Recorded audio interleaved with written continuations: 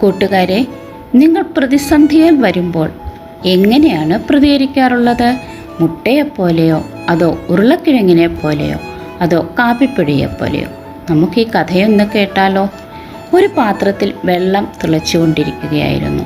അതിൽ ഒരാൾ ഒരു ഉരുളക്കിഴങ്ങും ഒരു മുട്ടയും അല്പം കാപ്പിപ്പൊടിയും ഇട്ടു. ഉരുളക്കിഴങ്ങാണെങ്കിൽ വെള്ളത്തിലിടുന്നതിന് മുൻപ് വളരെ കടുപ്പമുള്ളതായിരുന്നു. എന്നാൽ തിളച്ച വെള്ളത്തിൽ കിടന്നപ്പോൾ അത് വെന്ത് മൃദുവായി. മുട്ടയാണെങ്കിലോ പുറന്തോട് വളരെ മൃദുവായതായിരുന്നു. എന്നാൽ തിളച്ച വെള്ളത്തിൽ കിടന്നപ്പോൾ അതിൻ്റെ ഉൾഭാഗം കടുപ്പമുള്ളതായി മാറി. കാപ്പിപ്പൊടിയാണെങ്കിലോ ഇത് രണ്ടിനേക്കാളും വ്യത്യസ്തമായിരുന്നു. അത് വെള്ളത്തിൽ അലിഞ്ഞു ചേരുകയും ആ വെള്ളത്തെ തന്നെ മനോഹരമായ കാപ്പിയാക്കി മാറ്റുകയും ചെയ്തു.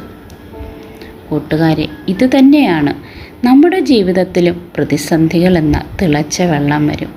ചിലർ ഉരുളക്കിഴങ്ങിനെ പോലെ തളർന്നു പോകും. ചിലർ മുട്ടയെപ്പോലെ കടുപ്പമുള്ളവരാകും, വാശിയുള്ളവരാകും. എന്നാൽ ചില മിടുക്കർ കാപ്പിപ്പൊടിയെപ്പോലെയാണ്.